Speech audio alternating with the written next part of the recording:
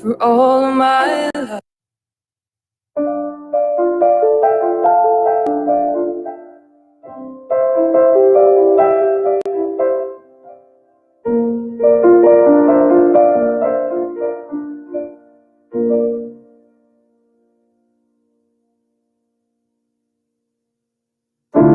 I can feel it coming in the air tonight.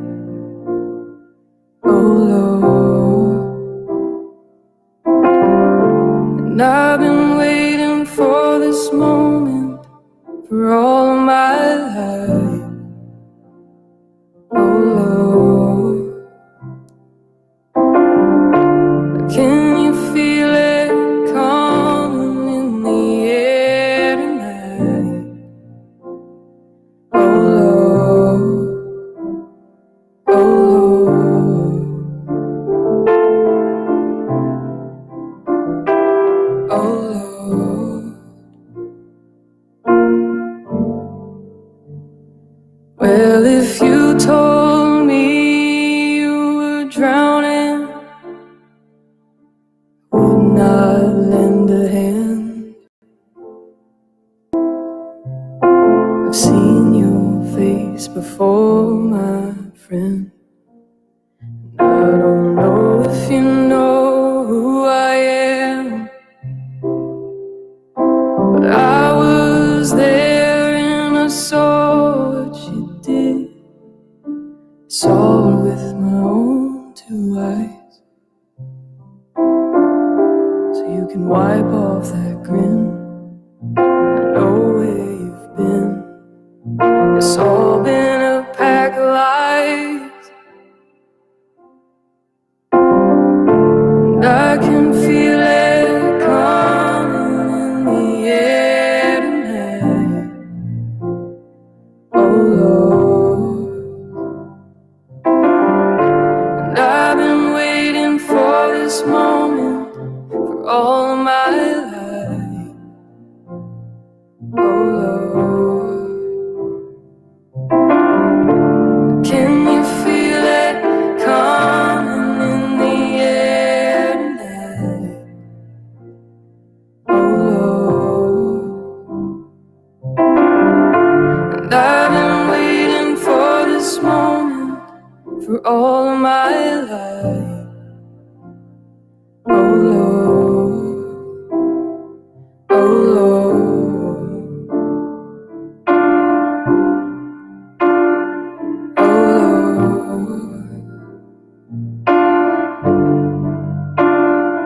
oh Lord.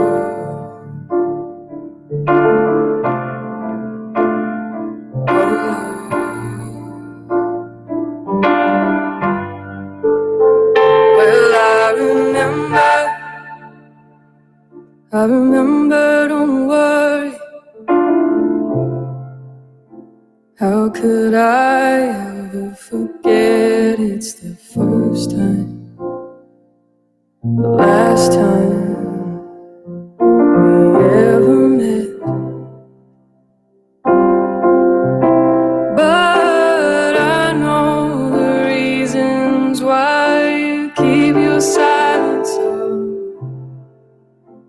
No, you don't fool me, 'cause the hurt doesn't show, but the pain still grows. It's no stranger to you and me. I can feel it coming in the air tonight. Oh Lord, and I've been waiting for this moment for all of my life. Oh Lord, now can you feel it coming in the air tonight? Oh Lord, and I've been waiting for this moment for all of my life. Oh Lord,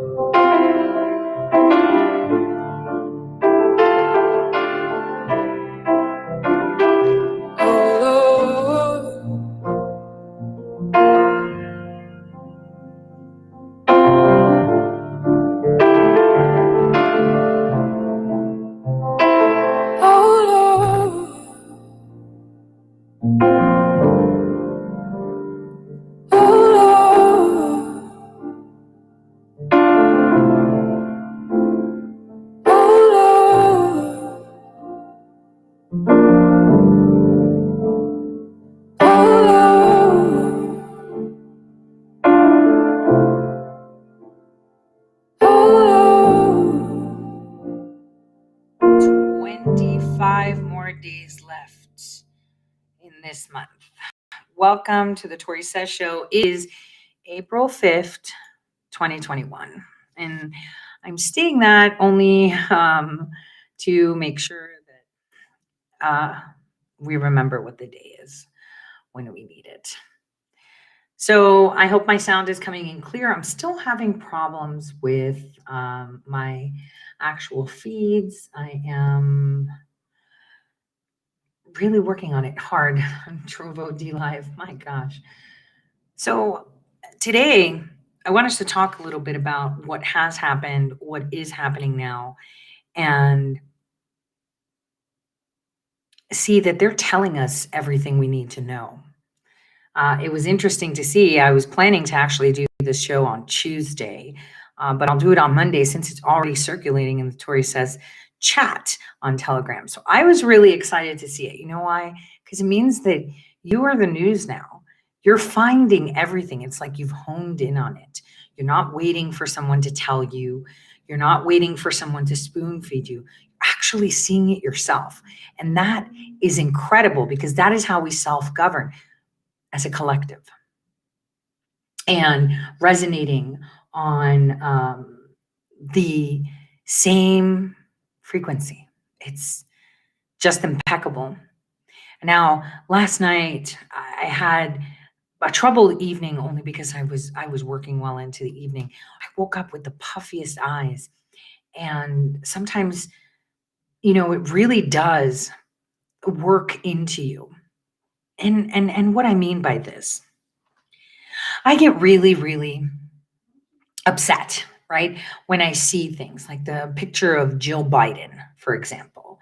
That was hilarious. She's dressing like a 30-year-old. She's trying to be, I don't even know what she was thinking when she got dressed like that. So at first, I'm laughing and I'm, but then it sinks in. It sinks in. It sinks in to see that she's wearing her insecurities so loud and clear. She's extremely insecure, afraid of getting old, wanting to feel filled. All the money in the world, you can buy the nice car, the nice home, you could be the first lady, but nothing can make you feel whole if you have, I don't want to say heart, but when you act inhumane, and that's tight too. It's that lack of something where, suddenly, someone that used to be your average guy, used to, throw a ball around in the yard, suddenly is using, doesn't want to talk to average people or common folk. I've seen that in many people. I've seen it with people I work with, people I know. Even Jeffrey Epstein had that, right? It's at that point when you disassociate from humankind and you don't see them as one and the same as you, but you see yourself above the others. And that's the thing. They don't have that connection to mankind anymore. They believe that they're above other people. Now they believe, that person doesn't know. That person isn't important. That person is just a nobody. And that's what causes them these insecurities. And I actually feel bad. The video that we're going to talk about in the second half hour, I see a person I know very well. And even though they're spewing hate and lies, I feel so bad just seeing them in that defeated position, in that position of defense, wanting to be offense, having to sit back and be on a stream with like 5 people on it. Nobody cares because no one's listening. And so I thought I'd start today's show off with Biden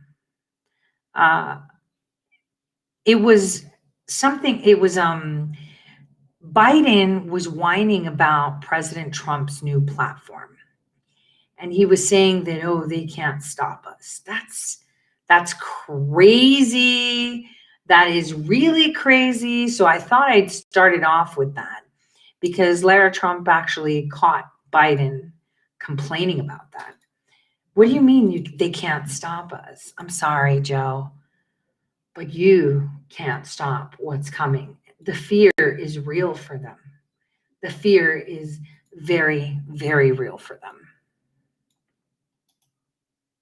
With Alex Kramer for the latest headlines right here. Hi, Carl. Yes, let's kick it off with dozens of aides to New York Governor Andrew Cuomo have been subpoenaed by the state's attorney general. Overhaul came all the way back in 1986 during the Reagan administration. Back to you. Wow, thanks, Logan. Now, I told you folks this was a full-on MAGA show, so we're about to start delivering on that right now. Our first guest is one of the most popular members of the Trump family. Now, she may be following in her famous father-in-law's footsteps into politics. I want to welcome Laura Trump to Saturday Report. Good morning. How are you?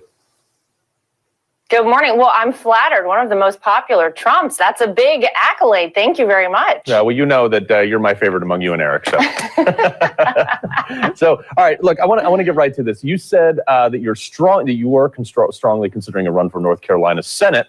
So let's set the record straight. You running? You're not running? What do you think? Well, I'm not ready to make an announcement about anything just yet, Carl, but it is something that I'm still strongly considering. I would love to represent the people of my home state in North Carolina. But it is, as you know, a very big decision. It means, a lot of changes for our family. So we're sort of working things out, and I hope to have something to announce very soon. Right. Well, so we'll put you down for a definite maybe. We'll have you back when that. All right. So obviously, Eric, your husband, you've seen firsthand what this does to a family, what it's doing. I mean, you have everybody and their brother going after the business, the way of life, even your kids. How much does that weigh on your decision? Well, it does weigh a lot. I think, sadly, the Democrats are trying to do everything possible to keep good people from running for office. I mean, their goal is to harass people to a point that they say, well, gosh, it's just not worth it. Well, I would never do something because they tried to dissuade me from doing it. And I think that that should be the goal for us as Republicans. We have to fight back against this. We have to fight back against the cancel culture and the nonsense. But look, my family is my number one priority. So it is a decision that we have had to discuss as a family, and we will continue to do so. Yeah. So let's say you're the senator tomorrow. What is the main issue that you're driving at for the people in North Carolina if you should decide to run, because you probably would be elected, let's be honest? Well, I would have to take my notes directly from the people in North Carolina. But gosh, I think they really want somebody in Washington, D.C. to represent the values, quite frankly, that Donald Trump did. They want people that care about putting America first. They want to make sure that we have jobs that are abundant in America again, that we face what is going on the southern border and we tackle it. We cannot have a broken immigration system like you currently see under the Biden administration and think that that's going to be a positive thing for America. We cannot move forward in the way that we have been on our southern border. It's going to destroy our country. We need strength in Washington, D.C. We need people to stand up and do what's right and put America and Americans first. Yeah, one of the most genuine qualities that you have, and as well as the rest of the family, is that you are real people. You're not just some ideologue who speaks well, who goes on TV and has pushes this agenda. You are actually real people. You're very down to earth. You're normal folks. You relate. You can go into a bar room, a boardroom, or a bowling alley and have the same conversation with every single person. So, one of the big things that President Trump has been cut off from recently was Twitter and Facebook and all these, his ability to reach the normal person who at home elected him because they were like, hey, that's my guy. So, there's talk that he's getting onto this new social media platform, maybe something called Free Space, maybe something else. What else can you tell us about that? Well, I'll leave that up to him to make the big announcement. But look, I do know that there are roughly 75 million Americans, and probably a lot more than that feel like their voice does not have a home anywhere. They can't go on any of these social media platforms as they currently exist and speak freely, quite frankly. They are censored. As conservatives, we know we are censored. We have all felt it. We've all seen it in different ways. And that's not right. So I think what my father-in-law wants to do ultimately is give people a space where you have your First Amendment right to freedom of speech. You have the ability to say whatever it is you want to say, and you're not going to have the fact checkers, Carl, pouncing on you every instant. I thought it was ridiculous during the campaign that I would post a photo of my children and I would get some sort of a bar at the bottom that said like fact checkers about COVID-19. And I'm like, this is about my kids. It's crazy. We need freedom and people want that. So look, who better to provide it than President Trump? Yeah, I mean, it's the same thing. Look, I posted something on Twitter the other day where I was quoting a CDC article. I had the screenshot of the CDC and it said talking about COVID-19. And I was like, they were like, well, fact checkers, independent fact checkers have deemed this out of context. I'm like, out of context? What the heck are you talking about? You see it all the time.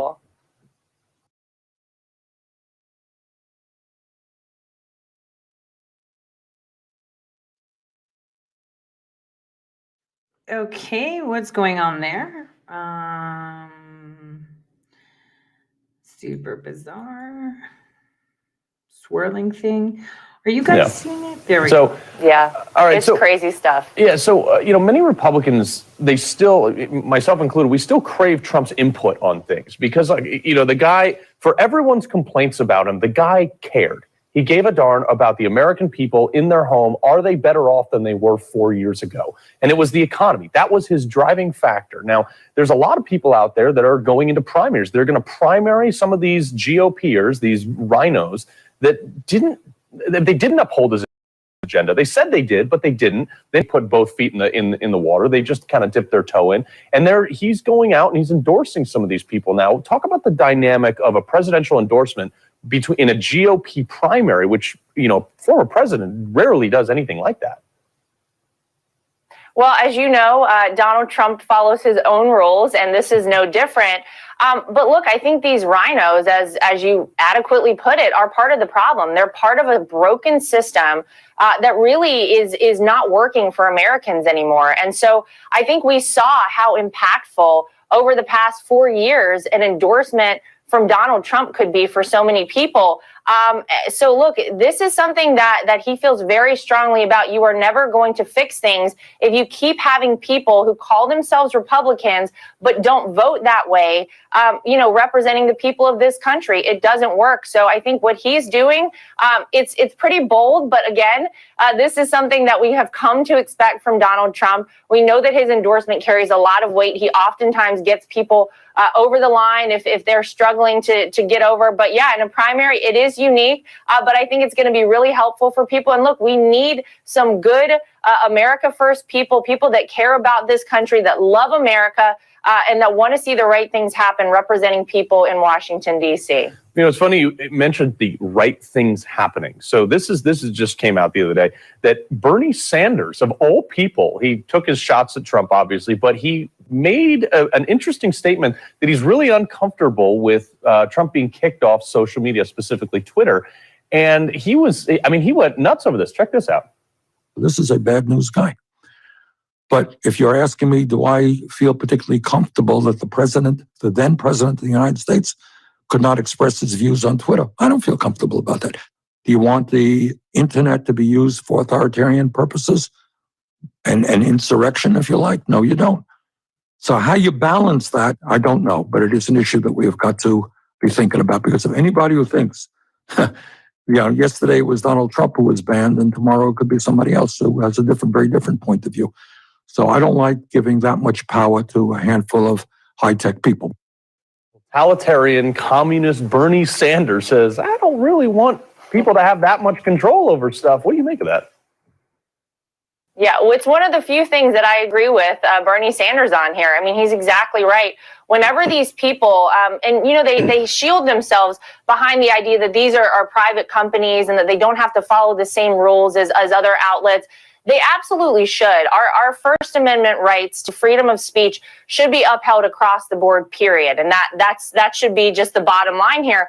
But when you have people who have the ability to censor and shut down the president of the United States, that is really scary. What he said there is 100% accurate. You might not like Donald Trump, but if it's Donald Trump today, it could be your guy or your girl tomorrow. It could be you tomorrow. So think about how scary that is whenever the power, these people are so powerful that they could shut down the president of the United States.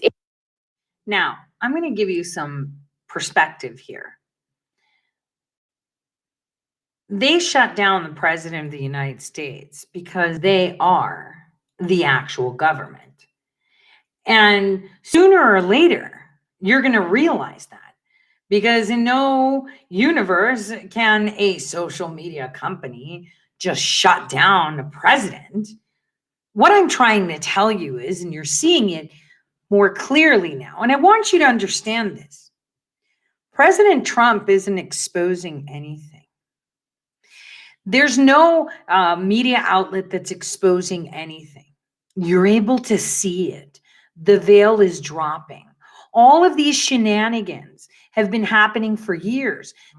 And if you see things in retrospect, you realize it. Like yesterday, we were watching the movie, An Angel for May, right? And in that movie, we saw that in England, they were shipping children off away from parents. We saw that they were being bombed, but they were bombing farms, random places, not London or anything, even though it's supposedly war, which makes you think, damn, did they do that to their own people so that they can move the children up north where they lost their parents? I'm just saying. I mean, that's something that if someone told you now, you'd be like, yep, totally believe it. I'm trying to explain to you that this isn't about the news. This is about you being able to see it. You're able to see things clearer now.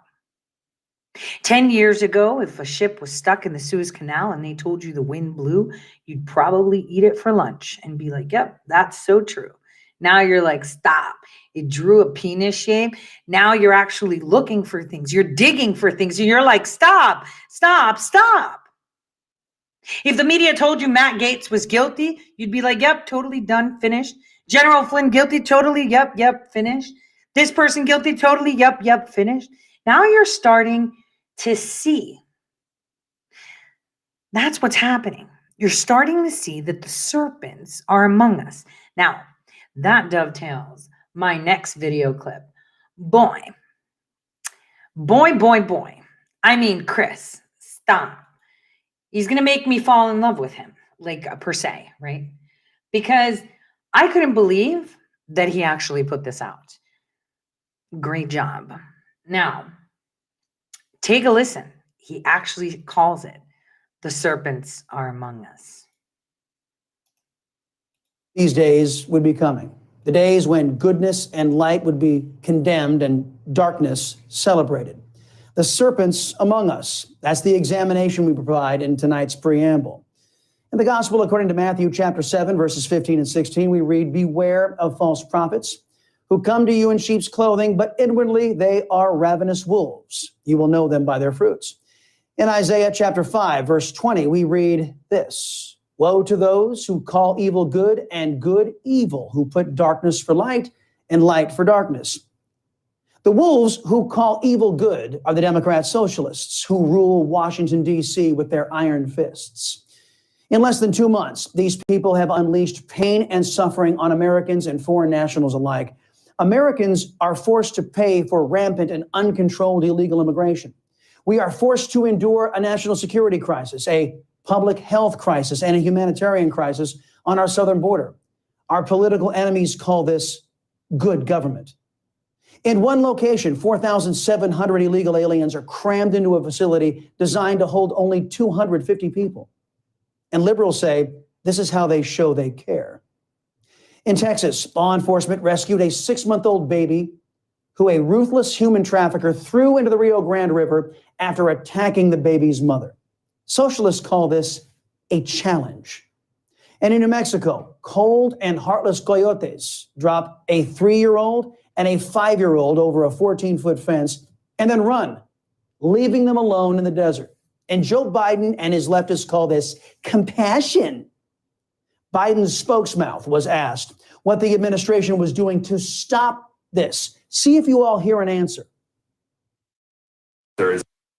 Okay, that's the new term we're using for Chucky, spokesmouth. I love it. I absolutely love it. Now let's see what Chucky has to say. Video of a 3-year-old and a 5-year-old being thrown over the wall in New Mexico? Beefing up border security. There's video now of a 3-year-old and a 5-year-old. I've seen the video, and I think any of us who saw the video were incredibly alarmed by the steps of smugglers, ones that we have been quite familiar with, that we've spoken out about our concerns about. As Secretary Mayorkas said, the inhumane way smugglers abuse children while profiting off parents' desperation is criminal and morally reprehensible. President certainly agrees with that. And these kids, I believe, were rescued by individuals who are working at the border. Yes. America knows that your policies have led to this barbaric disgrace. But the question was, what are you doing to stop it? And are you concerned more about the kids' safety, or are you concerned about kids getting in? Or tell me more about your concern here. Kids' safety is, as you just mentioned, the main concern. Well, of course it is, which is why I'm often surprised by some of the line of questioning here. But I will say that our concern and our focus is on sending a clear message to the region that this is not the time to come. You should not send your kids on this treacherous journey, that these smugglers are preying on vulnerabilities in these communities. There's a lot of issues and steps we need to take to address root causes. So nothing. Biden and his socialists will do nothing but send a message 2 months after the surge began. Don't come. You all got that? Evil calling itself good. Here's one of the more infamous godless leftists in Washington, D.C., Alexandria Ocasio-Cortez, trying to blame Americans for the misery being caused all over the globe by people who think just like her. We should be owning the fact that U.S. foreign policy has contributed to the destabilization of these regions and of the very countries that are now mired in a lot of violence that these families and these children are fleeing. That is simply a lie. The reason these families are fleeing is because left-wing collectivism has gripped many of these nations. With a socialist takeover of any country comes destabilization, corruption, and violence. We've seen it right here in the United States, where violence in Democrat socialist cities has become the norm, where the socialists get to violate law with impunity, like Joe Biden's son, for example. Aside from the laptop, he's suspected of giving false information on an ATF background check form. For normal people, the punishment for false answers on that form includes fines up to $250,000 and or 10 years in jail. But for well-connected and corrupt Democrat socialists, well, nothing. AOC blames the United States, a force for good, while she holds her evil ideology blameless. AOC has a suggestion for those who come to the United States illegally and abuse our asylum system. She has a prescription for punishment for we Americans who insist that Americans don't jail children with their law-breaking parents. And we cannot dust that under the rug. And by the way, those families are owed reparations, period. Reparations, she says, to reward those who broke and abused our laws and to punish those who are trying to do the right thing. What about the effort in some parts of our nation to ensure that the American standard of one eligible citizen to one vote is lived up to? Here is the Biden administration calling good evil. My question is the tone going to change out of the White House? Or the tone for a bill that limits voting access and makes it more difficult for people to engage in voting in Georgia? No, that's actually not what the governor of Georgia has said. Well, so take this to heart. They want to limit the ability for people to have to provide identification to vote, but they have no problem with forcing you to get an ID that requires you to put something in your body to enjoy the freedoms this nation is supposed to provide you. That's perspective. I think that is not based in fact, what the governor of Georgia has said. So no, our tone is not changing. We are not big fans of the alleged Republican governor of Georgia, but on this Good Friday, we can assure you, everybody out there, that Jen Psaki just lied about Governor Kemp. It's not us saying so. It's the left-leaning Washington Post. The Post fact-checkers slapped Joe Biden's talking points about the Georgia law with 4 Pinocchios. its worst rating. Biden, whose White House has called the legislation Jim Crow in the 21st century, has repeatedly insinuated that the law limits voting opportunities. But the law makes no change to Georgia's Election Day voting hours, which run from 7 o'clock in the morning until 7 o'clock in the evening. Experts told the Post that the net effect was to expand the opportunities to vote for most Georgians, not limit them. MIT election expert Charles Stewart III found that Georgia's new law actually expanded voting hours, especially in rural counties. As for early voting, the law specifically mentions that voting sites are required to open beginning at 9 o'clock in the morning and ending at 5 o'clock in the evening. Biden's characterization was off base, as the Post noted, quote, any listeners might assume he was talking about voting on Election Day, not early voting. People who have a belief in God are threats to socialists. One reason that we're a threat is that we conduct our lives knowing that God is always with us, always watching. We have a prompting of the conscience. Liberals who are mired in the trappings of this world have no conscience. That's why they lie with such ease, why they're perfectly comfortable trying to turn the ideals of right and wrong upside down. As Jesus Christ was dying on the cross, he looked up to heaven and said, Father, forgive them, for they know not what they do. That may have been true for the brutal Roman soldiers and the Pharisees. But today's socialists, they have no excuse. They know exactly what they're doing. All we can do is pray that God will soften their hardened hearts, turn them back to the light. Wow, right? Wow, Chris. Wow. Oh my gosh. That was glorious. But to be honest with you, I think that a lot of people don't know what they do. I mean, at first instance, I see them with hate and detest. You know, people that I see that go to church, who Bible thump, who push, and they're like, this and put your mask on, get the vaccine. And it's like, oh my gosh, I have this immediate hate. And then I'm like, oh, I feel horrible, because they don't know what they're doing. They really don't. They're that far gone. And it's not, I struggle with that so much. I struggle with it so much, because the people of tomorrow will look back on the people of today and hate them. They will hate them. If they had the opportunity, they would come back and slay each and every one of them. And, no one would ever think that people would be so blind to actual truth. But again, remember, these past 4 years, the mainstream media angered people so much that they did their homework. There was a psyop upon a psyop upon a psyop. Good, bad, spy versus spy. It was so insane. It was the wrong way to do it. Patrick Berge was right. Don't tell him I said it. He was always right. The only psyop you need is the damn truth. And then everything is so clear. And this is why now no one is believing anything. Even the left isn't believing anything. Even the left is ashamed that they voted for Biden. And they know that they cheated. So they hate that even more. And they're like, damn, Trump was right. Oh my gosh, this is terrible. That is all they're thinking.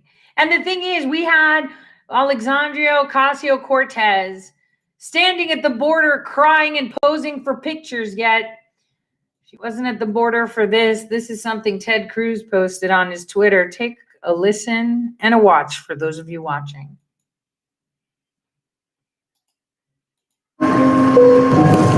So the reason we're driving down this road right now is that we're getting closer to the river, right? The parents are paying the smugglers to have their children smuggled. Thus, the cartels will smuggle the children up to the riverbanks. They'll walk up the riverbanks and they'll come into Border Patrol custody. After they come into Border Patrol custody, we'll give them to HHS, Health and Human Services. Health and Human Services will now contact the parents that originally paid to have the children smuggled, and HHS will tell the parents, here are your kids. So essentially, we facilitated the smuggling of these children. We completed that smuggling cycle. Yep, we're the last mile delivery. So last week, these are the two unaccompanied children that I ran into. 8-year-olds and 5-year-olds by themselves, right in this road. So here we go. Walking There you go. ¿Cómo están? These guys are having a field day. They're making $14 million a day in human trafficking and making probably multiple times that in illicit drugs. The river is right to our right side, to our right-hand side. And I think what they wanted to do was to see if we would encounter other groups walking along this route. Well, we're down along the river, Rio Grande, and there are groups coming across the border. We just saw under the bridge where they actually detained them. But we've seen groups come up the road here. They've crossed the river and they're coming into the country. It's a very dangerous trip. A lot of these particularly children are coming from other countries, being exploited by traffickers, and just a really tragic situation, which cries out for a solution. Be very careful, please. Thank you. Those are the signs that the children that come by themselves have to follow, or the family unit. It's horrible. It's horrible. I just cannot imagine putting a child on this journey. I just can't imagine. It's horrible. I saw a 2-year-old last night being held by a complete stranger, brought over by a stranger. Horrible. This is a route that people take to come to turn themselves in. This path is marked so that people will know where to go to find a detention facility. They're not trying to avoid detection. They're trying to get caught. There's a loophole in our law that incentivizes people to bring 6-year-old children with them, because the Biden administration has changed the law so if you got a 6-year-old, you can't be deported. There are literally signs on the ground pointing these migrants in the direction to the Border Patrol agents, because they're not running away from the Border Patrol. They're running to the Border Patrol because they know that Joe Biden's policies enable them to stay in this country, even when they have no legal right to stay in this country. We may be facing very soon 250,000 migrants crossing our border every month. Right. So if we can get as many people down as we can, so we've got a bunch of smugglers that are talking to us right now. So there was another light right here, and not smugglers that were bringing down the river. Hey, so real quick, this is. You hear them? Those are the smugglers getting ready to bring their people over. Do they really tell you, hey, we're coming? Oh yeah, absolutely. Because they know what's going to happen. We're going to take them away. They'll sit here and make fun of us. They'll laugh at us. Well, I don't blame them. Yeah. So the smugglers are on the other side. They're waving flashlights and they're talking. We can hear them. No, but you can see the flashlight here, and we can hear them talking. Matter of fact, we could even yell back and forth at them. They're saying, "Viva Biden." We're on the edge of the Rio Grande. Right across is Mexico. The lights you see there are smugglers bringing in families and children. They know the law. They know the change in President Biden's policies. They know that if the child is 6 years old or younger, they will be released into the United States. And you're not going to stop this as long as we practice catch and release. What we're hearing over there, according to our Border Patrol experts, those are cartel members who are actually shouting. So they're getting ready to smuggle some more folks across. They are right there. And they can see the flashlights over there. But the voices we're hearing are likely cartel members here. They're getting paid thousands of dollars per person to bring across the Rio Grande. We're on the trails that the illegals will come up. And I passed probably about 20 yards back there, a yellow arrow. They literally have stopped building the wall. Instead, now are putting arrows down to direct where the illegals go so they can be apprehended and processed. It's absolutely crazy. You can read about this, you can see it on the news, but being on the ground here, seeing it, seeing the people, talking to the people, talking to our heroic Border Patrol agents, that's the way you learn. So, Mr. President, Madam Vice President, you need to get down here. This has been truly extraordinary. It's midnight. We're on the banks of the Rio Grande, and across the river, we can. Wait a minute. I thought I heard him say something. Let's hear that again. Right? Here we go. Listen carefully to what he says. In it, seeing the people, talking to the people, talking to our heroic Border Patrol agents, that's the way you learn. So, Mr. President, Madam Vice President, you need to get down here. This has been truly extraordinary. It's midnight. We're on the banks of the Rio Grande, and across the river, we can hear the sounds of cartel members taunting us, yelling at us. They're exploiting vulnerable women and children. They are smuggling drugs into this country. This system is inhumane. It's dangerous. We need to figure out how to address this, and we need to do it now. Just a really tragic situation, a great reminder that we've got a broken immigration policy and that the changes that have been made by the Biden administration are contributing mightily to a lot of the challenges that these Border Patrol personnel are facing.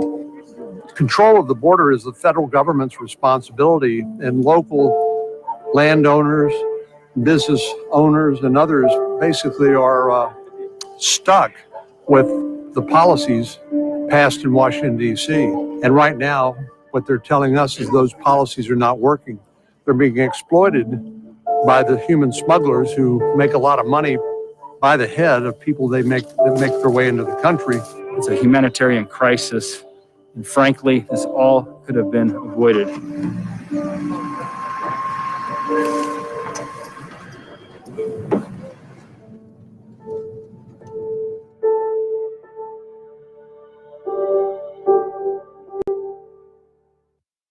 Okay, the fact that I saw Hove in there, it's just ridiculous. I mean, he just needs to go away.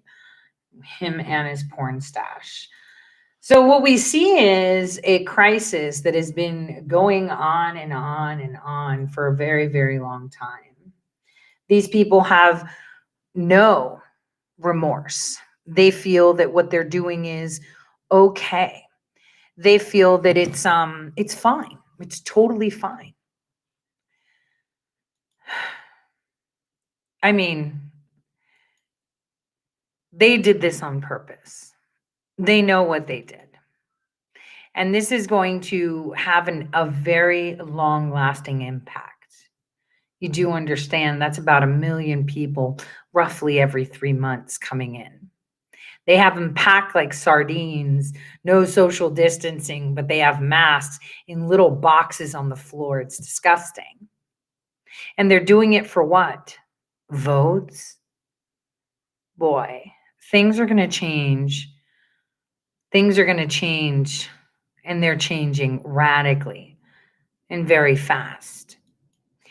It is a war of good versus evil. I'm going to showcase to you why Russia. I don't think a lot of people know why Russia is actually in the war in Syria.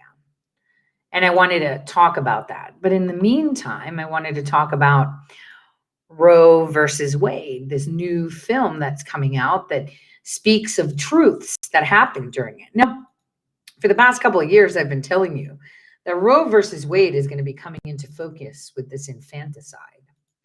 Oh boy, is it coming into focus. And the truth shall be heard, because this is against good. This is pure evil. Evil. Pure evil. In our country's history will be released on several streaming platforms. The film Roe versus Wade is about two doctors who square off in a national battle that would have implications for decades. Take a listen. You will hear arguments in Roe against Wade. You may proceed. If you really want to know how abortion became legal in our country, I will tell you the true story. Dr. Mildred Jefferson, would you like to head up a Right to Life group that I'm starting? Dr. Bernard Nathanson's clinics are performing 1,000 abortions per week. That's why I'm taking up the fight. To discuss, let's bring in writer, producer, and director Nick Loeb. Nick, welcome to the show and congratulations on the film. Thank you, and thank you so much for having me today. All right, well, I want to talk to you about this because this is one of the first films on Roe versus Wade. Why was it so important for you to be such a big part of? You know, I was really surprised. I mean, I've been in Hollywood for over 20 years, and I was really surprised that no one's actually made a movie on the most famous court case in American history. And then thought, well, maybe that is, it was a boring courtroom drama. And the more I researched it, I realized with all the lies and the manipulation. It was almost like an Oliver Stone JFK movie. So I thought it was going to be entertaining. You tell this story from the perspective of male and female. Why was that important to you to get right? Yeah, because, I think the argument today is, a woman says it's her body, her choice. And so we wanted to incorporate at least both sides of perspective when we went to go make the movie. So I wrote and directed the film with a female. But when we told the movie of Roe v. Wade, it was told through the eyes of the protagonist, Dr. Bernard Nathanson. And, also we took two sides of the story. Dr. Bernard Nathanson was the biggest abortionist in American history, committing over 70,000 abortions.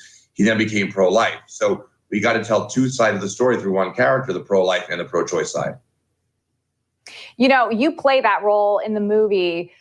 He changes his opinion like you described. Is your goal for this film to change the minds of those who watch it? What do you want people to walk away with? I want people to see the truth and see what really happened in the court case on the way there. And I think at the end of the day, for people to truly understand that life begins at conception and that there's a baby there. And whether people walk away from that converted or they don't convert, as long as they understand and see that abortion is a difficult thing and not an easy choice. And it's not just removing tissues or a bunch of cells, it's actually killing the life of a child. While you were researching for this film, was there anything that you learned that was surprising or shocking to you along the way? I mean, everything. I tell everybody Roe v. Wade is the court case that everybody has heard of, but nobody knows anything about. And so, starting off with Roe v. Wade had nothing to do with Jane Roe or Henry Wade. Jane Roe, who is the plaintiff in the case, really was a woman who was found, manipulated, lied to. They signed her up and never spoke to her again. She didn't even find out about what happened in the court case until she heard from the media. Her lawyers didn't even involve her.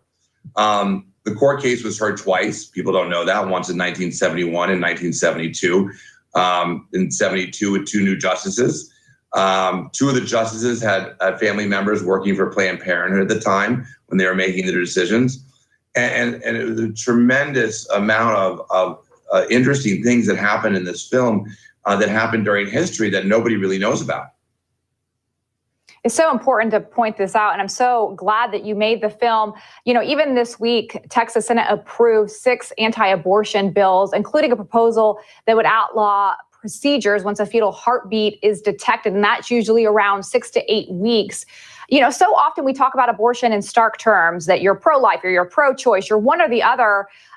Do you feel like we're making this too much of a black and white issue sometimes, that people are afraid to have the conversation about when life begins and talking about what science actually tells us?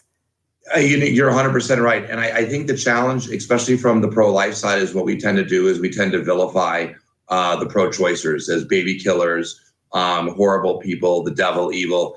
And the majority of them are not. The majority of them really don't know what to do. They're really conflicted. Many don't really understand they're killing a child, and they're just trying to do the right thing. Yes, you have your outliers who start groups like Shout Your Abortion or very excited. They tweet on I can't wait to have my 4th or 5th abortion, but those are very few and far between. And so I made this movie for those people. I made it a fair and balanced movie.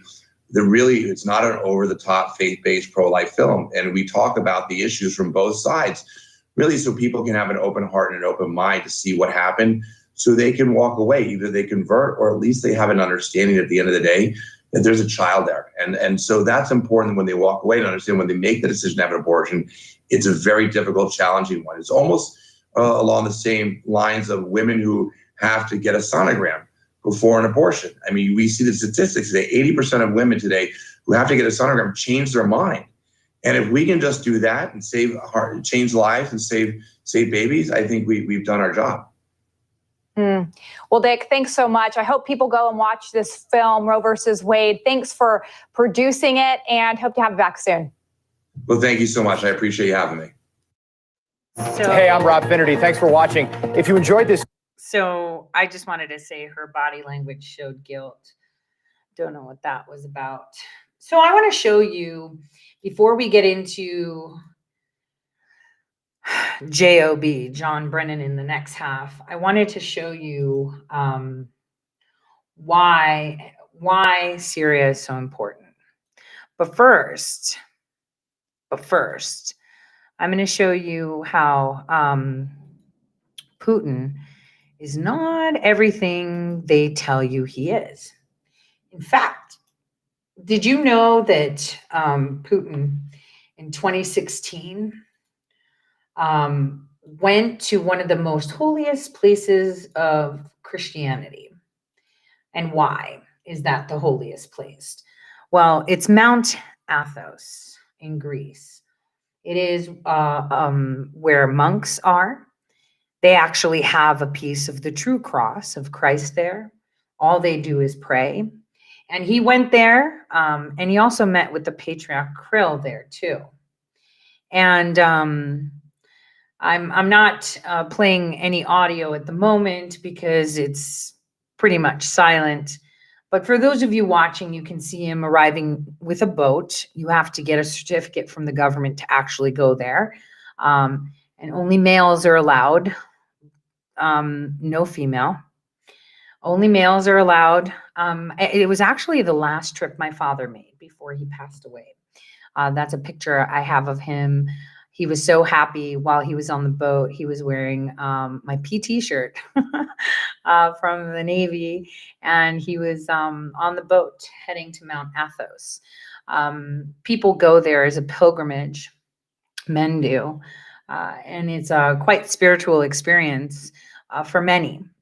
More so because they get to venerate the actual cross that Jesus was crucified on, which is quite fascinating, right?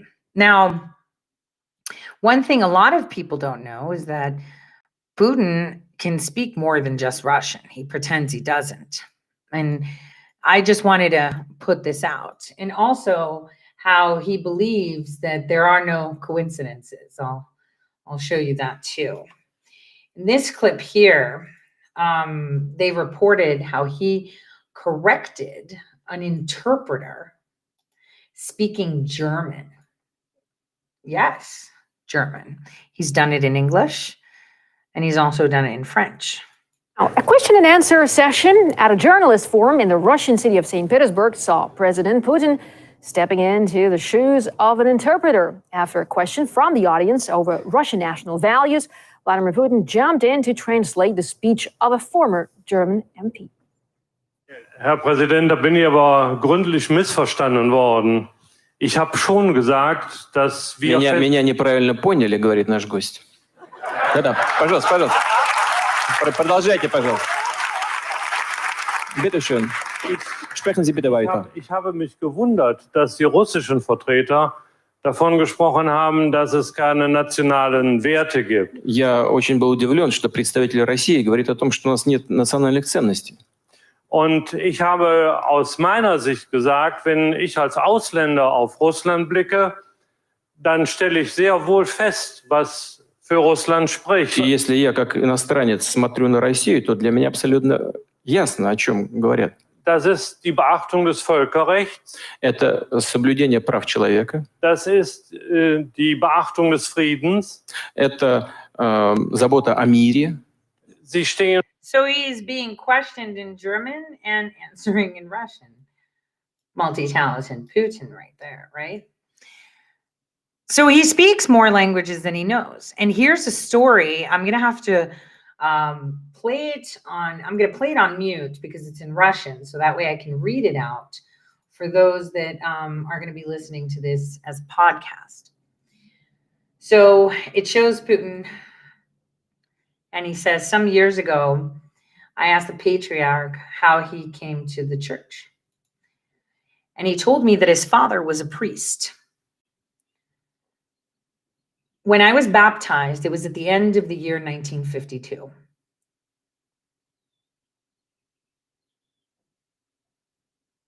My mother told me that she did not tell my father he was a member of the Communist Party. That was a serious secret back then. By the way, guys, you weren't allowed to have religion back then.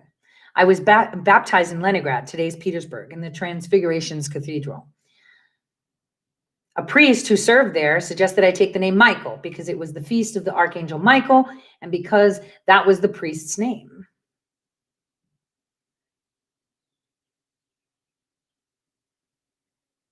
My mother apologized and asked if I could take the name of my father's father. Priest was nice and even showed her the icon of Saint Vladimir. Anyway, some years ago when I asked the patriarch how he came to church, he said his father was a priest. I asked, where did he serve? He said in Leningrad. I asked when. He said in the 50s. I asked in what church? Patriarch said, in Transfiguration's Cathedral. I asked, what was the name of your father? He said, Michael. I asked the patriarch, at the time, was there any other Michael that served there? He said, no, my father was the only Michael.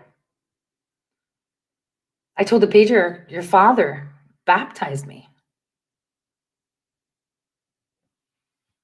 How cool, huh? There's more. Now we're going to uncover a little bit more on why he was so, as you could see, churches were being burned. For those of you watching, churches were being burned, icons were being burned. During the communist era, you were not allowed to have religion. You are not allowed to pray. Christianity and all Christians were being persecuted. So Putin's mom baptizing him was a big deal. It was against the law. So here is Putin at Mount Athos. I'm just going to show you him going to the church. Here he is, the church part. So he enters the church to participate after confession. Comes into the church to venerate the true cross. And this is in 2016, where he was offered to venerate the cross that Christ was crucified on. Now, this one actually has audio, and believe it or not, it was actually done by Weibo. It's going to knock your socks off. This is pretty interesting because you're going to understand why Syria is so important. Well, sort of. Weibo didn't put all the details, but at least some of them are there.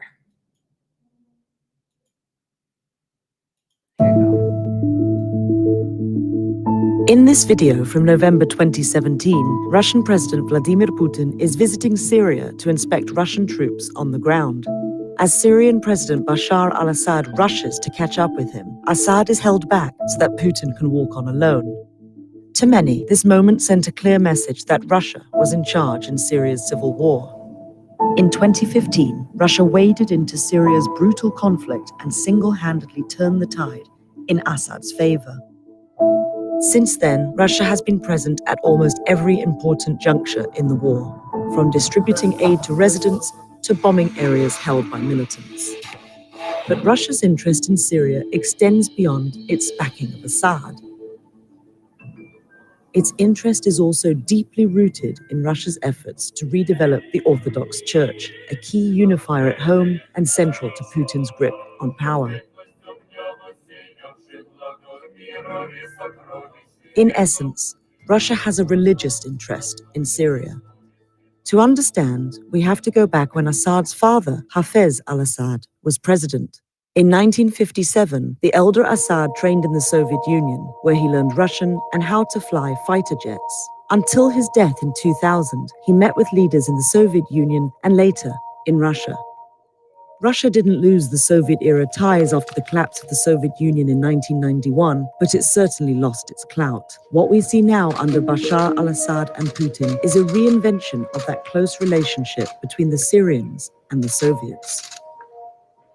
On the global stage, Russia is aggressively pursuing its message that it is the savior of the Christian world. Assad, who belongs to a minority Muslim sect, seems to agree. Shortly after Russia entered the Syrian war, Assad said Putin was the only defender of Christian civilization one can rely on. The Christian Holy Lands, of course, include Syria. There are two cities in Syria significant to Russia's Christian history. First, Palmyra, a prominent city during the Roman Empire and home to some of Christianity's oldest churches. Catherine the Great, the influential 18th century Russian leader, often compared herself to Zenobia, the legendary 3rd century queen of Palmyra. She also compared her court in St. Petersburg, then the capital of Russia, to the court of Palmyra. Today, St. Petersburg is still widely known as the Palmyra of the North. A Russian orchestra performed in Palmyra in May 2016. Many saw it as effective propaganda, portraying Russia as a global arbiter of culture. Second, the city of Malula, one of the only places in the world that speaks Aramaic, the language of Jesus. St. Thekla's Monastery, an ancient church in Malula destroyed by the Islamic State, has been recently rebuilt by a Russian government-linked veterans charity. Members of the charity have visited Malula regularly. Victory in Syria is part of Russia's plan to be seen as a serious power broker all over the world. Syria is its entrance into the Middle East, but it's also a key part of Russia's rise and prominence. When Russia first got involved in the war, there was little support among Russians for what looked like a costly and messy conflict. It was all too reminiscent of the Soviet Union's disastrous war in Afghanistan in the 1980s. But today, the Syrian war has arguably become part of the cultural makeup of Russia. It has been, without question, already a Russian victory.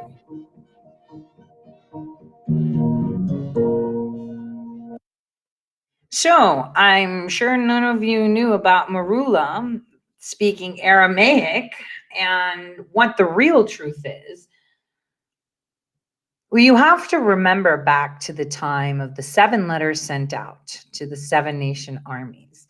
And that's quite important. We can delve into that another time. So we're going to go off to a quick break, and then we're going to come back and talk spooky stuff. Spooky stuff is in intelligence and John Brennan and what he had to say. See y'all in just a bit.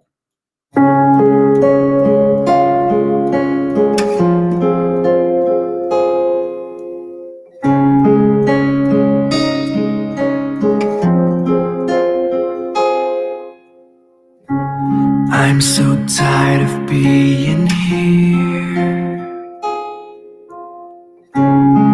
suppressed by all my childish fears. And if you have to leave, I wish that you would just leave, 'cause your presence still lingers here, and it won't leave me alone. These wounds won't seem to heal. This pain is just too real. There's just too much that time cannot erase. When you cried, I'd wipe away all of your tears. When you'd scream, I'd fight away all of your fears. And I held your hand through all of these years, but you still have all of me.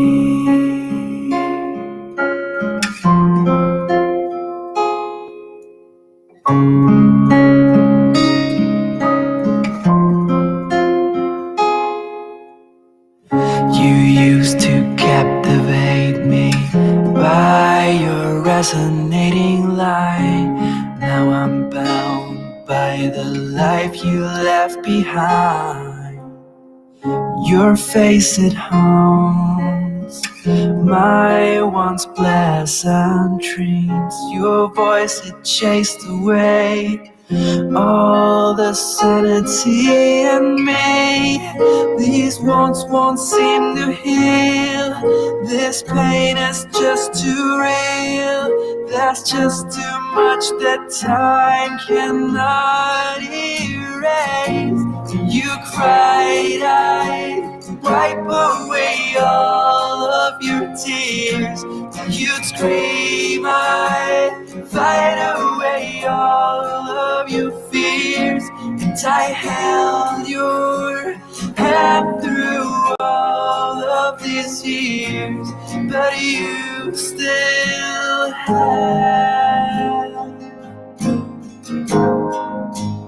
all of me. I've tried so hard to tell myself that you're gone, but do you stay with me? I've been alone all along.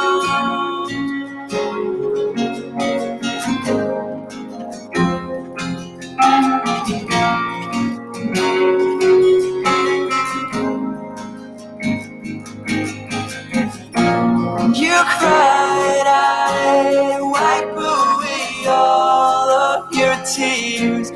You'd scream, I'd fight away all of your fears. And I held your hand through all of these years, but you still have all of me.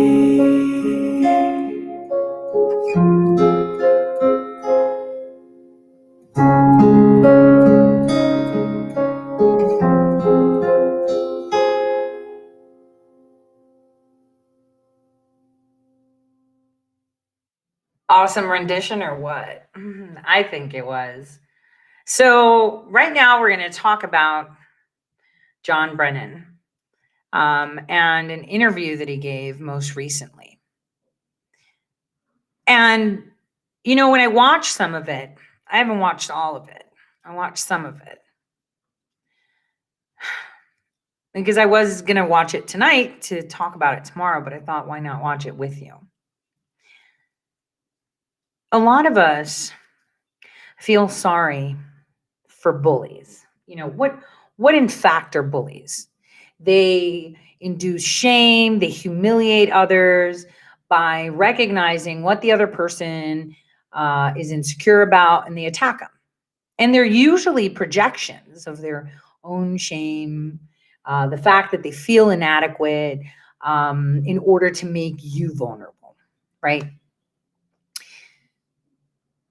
Now, feeling sorry for bullies makes you very ill-equipped to handle them and yourself with them.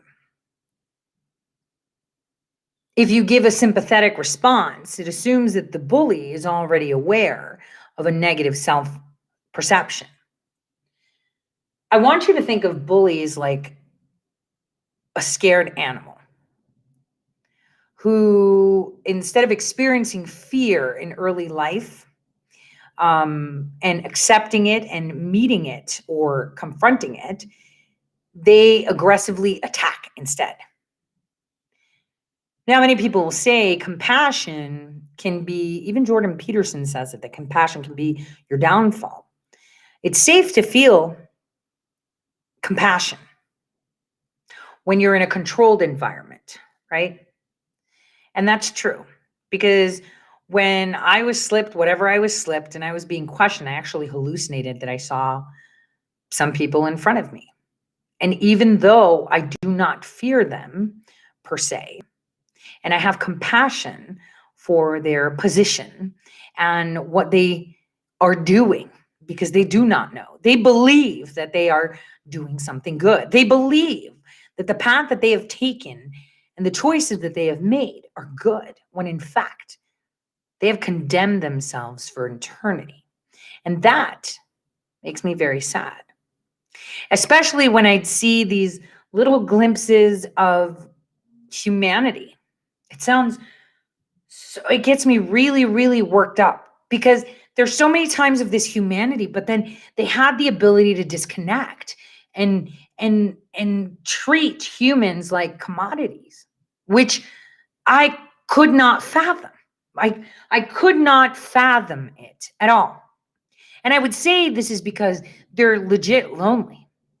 Maybe it could have been abuse of alcohol. You know, like for example, John Brennan has gotten hip surgeries. He went through cancer, you know, but it makes no sense as to why they think the way they do. And I thought, you know, it's like a virtue thing that makes zero sense. Like the left's virtue signaling thing. And I found this great audio clip. Oh, wrong one. Give me a second. I found a really, really good audio clip. Let me see, go back. There it is. And I found it astounding how the left's mask of virtue was explained. And I wanted to share that with you today. Because, you know, it really gets me emotional and upset when I see people that I've spent a lot of my time with to be just so lacking remorse. There it is. I don't understand how people can lack remorse and believe that they are in essence compassionate or doing good. It's the most bizarre, conflicting feeling. And this is why they will stop at nothing. And if it means that they have to kill you, so be it. Take a listen to this. Orwell said, he was criticizing British socialists, even though he was a socialist himself. He said, well, typical British middle-class socialist doesn't like the poor, they just hate the rich. They actually have sympathy for the working class. Are they really trying to put their needs forward? Or do they just hate the successful, depending on how that's divided up? I thought, well, how do you make a judgment like that? And I had this personal experience, but then I thought, well, that's easy with Marxism. It's like, you just look at all the murders, and then you know whether that was a movement that was genuinely motivated by empathy. Right. And a lot of people die in all of this leftist stuff. Yeah, a lot. Yeah, like an unbelievable number, and not just members of the oppressor class, let's say, like everyone. And it happens over and over, you know, and it's really worth thinking about because, well, when you might think, well, is that somehow embedded in the Marxist doctrine? Is it an inevitable consequence of the unfolding of these ideas? And someone like Ayn Rand, for example, would say definitely. And Solzhenitsyn made that case too in the Gulag Archipelago, but it's not self-evident. But I think there's a level underneath the ideas that you could go and say, well, what's motivating this? Is it actually like saintly compassion for the downtrodden?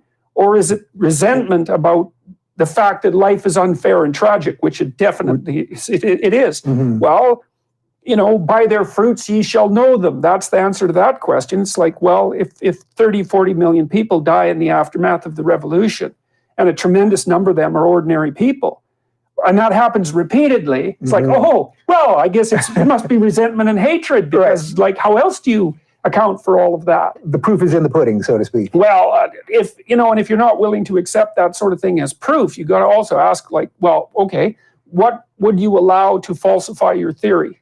Like, how many corpses have to stack up before you think? And the number is pretty high already, so it's uncountable. You know, like we don't know how many people died as a consequence of communist totalitarianism. It could be 50 million, it could be 150 million. Those are big error bars. Yeah. You know, like that's a big problem when you can't count in the tens of millions, when you can't get the damn estimate right. And it happened in multiple cultures, right?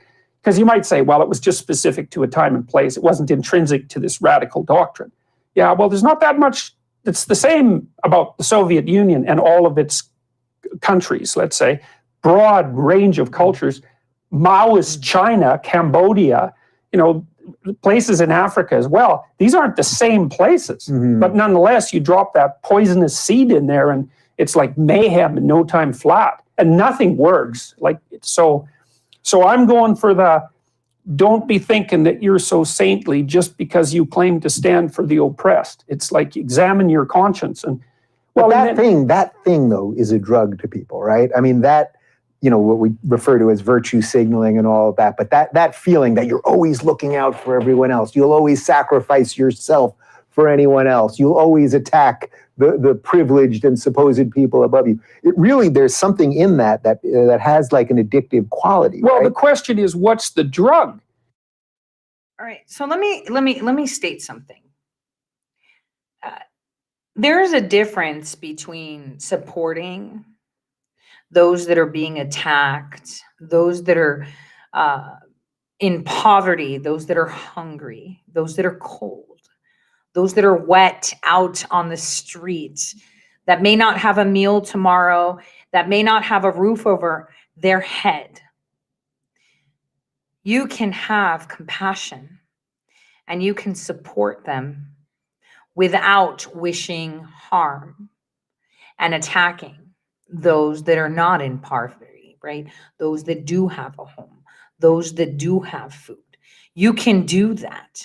You don't have to attack those that are successful to make yourself righteous. See, that is a common misnomer. I think, so many people have connected if you attack the rich, you're helping the poor. That's not really the case. There are a lot of things that make us sad. I mean, think of it right now. If there's tens of thousands of children in another time zone, or maybe in your own, maybe right down the street from you, that have bare cupboards. You don't know their name, you don't know their face, but I'm sure you can feel that kind of pain.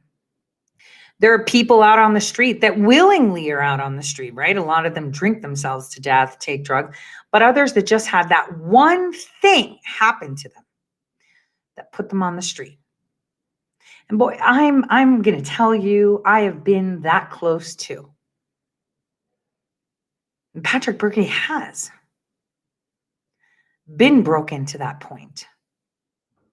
See, compassion isn't making excuses.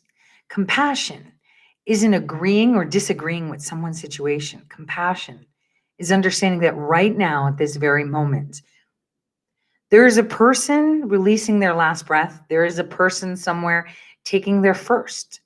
There is a person being beaten, a person being pet, a person having sex, a person eating food, a person on the toilet. They're everywhere. They're all doing something right at this moment. And if you put it down on a paper, it'll be a lot more evil happening than good right at this moment. And that is the perspective you should think of. So does that make you angry to hurt people that are in higher positions? Then why don't they hate Beyonce, who won't even speak to common folk? Why don't they hate Cardi B, that's telling your daughters that they should be flashing their vajayjay, right, to get that money and that handbag? I kid you not. I was at the store this morning after the dentist to go get a bag, like a little bag thing so Phoebe can put her stuff in at the gymnasium. And there was a woman talking with her friend, and she was like, "Oh, nice bag." She's like, "Yep, you know what? He wants it. He better pay for it. That's what I asked him for." And I'm like, damn, you just gave it up for a $2,000 bag? I mean, it's a nice bag, but is this what we're teaching our children? To demean themselves? But yet they don't hate those people, right? They don't want to attack those people. They don't want to attack, what was it, that guy? Oh, I forget, the guy that was like, let the people in from the southern border, let them in. And then they started climbing over his, protected fence. It was the Antifa people. That's right. Let them protest. And then they came to his neighborhood and he started screaming, "Hey, the police won't come and get rid of these Antifers." And it's like, you said that they're just protesting and they should just break stuff. Now they're coming to your yard and you don't want it. These are the people that they don't hate. Because for some reason, people think that their perception, their speech, their music, their whatever is more important than you, or the guy that worked his ass off and has, 3 stores across the state, a third generation car dealership owner, right? He doesn't deserve his money. He's all money. No, he worked really hard. Trump, oh, he got $1 million loan from his dad. Why not? He still made it billions. Why not? He's a hard worker. Why not? But you're okay with Beyonce? Perspective is everything. This virtue signaling that is happening is insane. And it's not just on the leftist ideologies of how we should live our life and how we should talk, walk, and act. Dogs have more rights than humans right now. Dogs have more rights than humans. That's crazy. The question, the drug might be, oh, I'm a good person, maybe, but like a more psychoanalytically minded person might say, no, that's not actually the drug. The drug is the hatred and the rationalization for the use of power and the wish for totalitarian control and tyrannical rule that the mask of virtue covers. So the virtue signaling, actually, that's not what's really providing the big kick. It's like, I'm a good person. It's like, no, it's even better than this. It's like, I've got a place to direct my worst impulses. I don't even have to notice them myself because I've got this mask of virtue. And so I can let let's call them, the demonic forces that make up part of the human psyche. I can let them have carte blanche and then also say that I'm virtuous. I would say that's a powerful combination. Yeah, well, it looks like it's a powerful combination. I mean, if you look at the way people behave, historically speaking, it looks.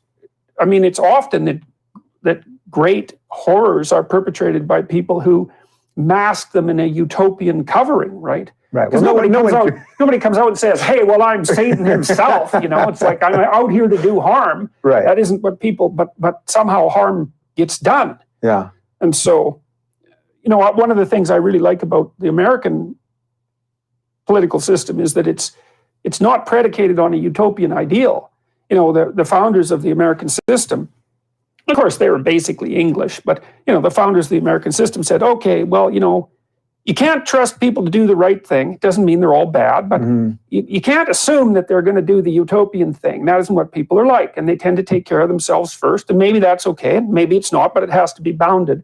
But given what we know about the imperfection of individuals and societies, let's try to build a system that no idiot can screw up too badly. Yeah. And I think that's so mature, man. It's so psychologically informed and so wise. Indeed. I watched that whole interview and Rubin looked really distracted. He wasn't even into it. He zoned out after a little part. So that's it. It's that they think that because they're allowed to be evil because of their cause, that they're good people, when in essence, they're evil incarnate. Evil incarnate. They make it okay. Now, there's this evil guy here. I want to put a little clip of him first, who sounds insane. This is a national security and press freedom speech. I want you guys to listen to this insane guy first. It is so incredible what he says. But I'm also going to tell you things from in between the line too. Because, John Brennan made his debut in this sad, how many views has it had? 887 views. There we go. Worked for that. They all look insane. They have this look in their eye as if they know best. And like Jordan Peterson said, what the American founders did was create a system that's not utopic, but it had a lot of fail-safes that they slowly took away, obviously. Hence why we're in this position. And again, I'm going to say this once again, the veil has been thinning. It has been thinning for the past couple months now, and you can see right through everything. You can see the fakeness, you can see the fake stories, you can see the virtue signaling, you can see that this has been happening for years now. In retrospect, you're like, oh my gosh, I was so dumb. How did I not see? And I'm the same. I guess I wasn't supposed to see. Because a lot of, a lot of my actions from 2005 and onward were of awe, right? But in awe of his presence. I mean, I was just like stupefied. But I was in awe as to, oh my gosh, I'm supposed to be smart. How did I not see that? And I'm coming to terms only in the past couple of weeks that I was meant to not see. That way I had more drive. I want to say that because it makes me feel better. It could be true. But all these hints, all these years that I've been putting out information to various people within the government, news outlets that have ignored it, of course, starting with Dan Rather, were a way of me seeking redemption. And I think the redemption actually comes from within when you realize that there's a time that we wake up. And that's when we realize that there's more. And just watching just a few bits and pieces of this, this interview, I can say I actually cried. I'm going to say it straight. I cried just from seeing John Brennan in that state, because he's got one foot in the grave. He's condemned himself, and a lot of other people have too. This woman on your screen right now with the crazy eyes who thinks she's doing good is actually doing a lot of evil. And I want to say they don't know. I want to say it because I don't think anyone would be willingly sacrificing their eternity if they knew it was there and it was in their control. I believe in good. Here we go. Now, please join me in welcoming Ellen Nakashima of the Washington Post, former CIA Director John Brennan, and the co-editor of National Security Leaks and Freedom of the Press, Professor Jeffrey Stone.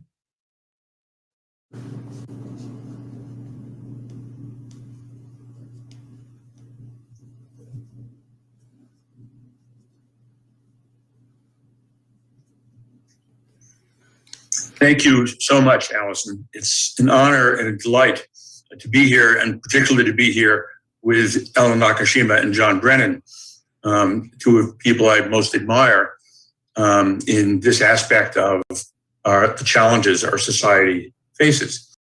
I will begin by giving a brief 8 or 9 minute statement about what the underlying issues that we'll be talking about will be, and then Ellen and John will enter the discussion, and at the end we'll have 15 minutes for questions from the audience. So this is Professor Stone. He's evil incarnate. I'm just going to put on the last minute and a half of what he says. Listen carefully. For most of the last 50 years. It's clear, though, that the circumstances that undergirded the Pentagon Papers system have changed fundamentally in the last decade or so. One primary change concerns the introduction of the internet and the digitization of information.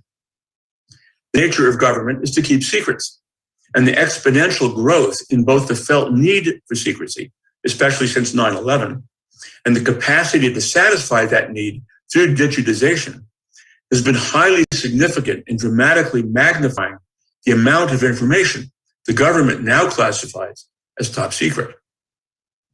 Another primary change is that the risk of leaks has also dramatically increased. Since 9/11, the number of government employees and contractors with access to classified information has skyrocketed, and the ability of leakers to disclose unprecedented amounts of potentially damaging national security information has escalated beyond anything Daniel Ellsberg could have imagined half a century ago with his use of the Xerox machine. Today, leakers like Chelsea Manning and Edward Snowden have the digital capacity to disclose tens of thousands of times the amount of information the leakers could realistically have disclosed in the past. A third important change concerns the institution of the press.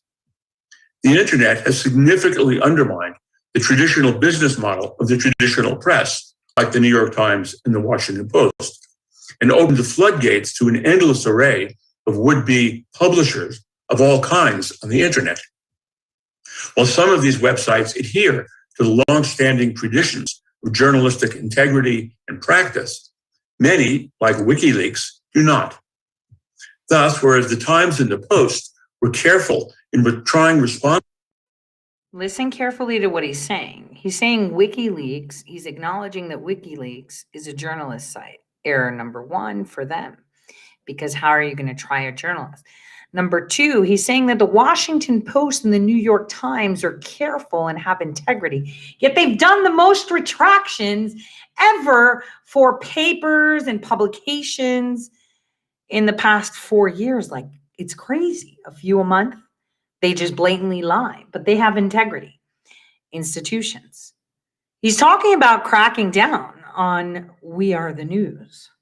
Responsibly not to disclose any information that would seriously harm the national interest, the existence of social media has trashed the notion that potential publishers of such information can be trusted to be responsible.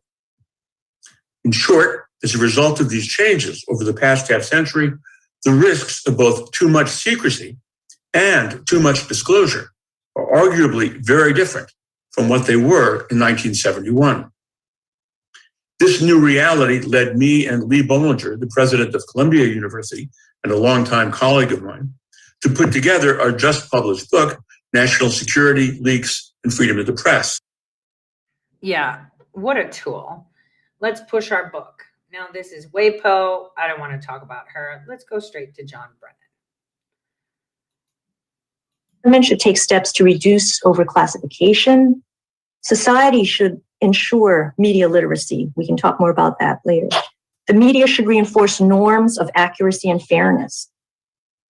I think I'll stop here and turn to John to ask you to share how you either experienced the Snowden leaks or any other of the major leaks that happened while you were at the CIA. So first off, let me just say he looks really thin. I think his cancer's back. He's wearing makeup. And his posture indicates that he's in pain. I recognize it because I've seen it before. It makes my heart break that I see him in this because he doesn't have to do this. He can come forward. He can confess. He can make it better for himself. I know. But when it's like one of those, not abusive relationship, because he didn't abuse me, he abused my talents, and so did many others. But I actually do feel bad.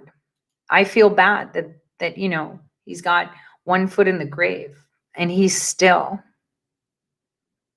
singing the same song that's sending him there. Thanks, Ellen. I just want to remind the audience that you should use the chat function to ask questions.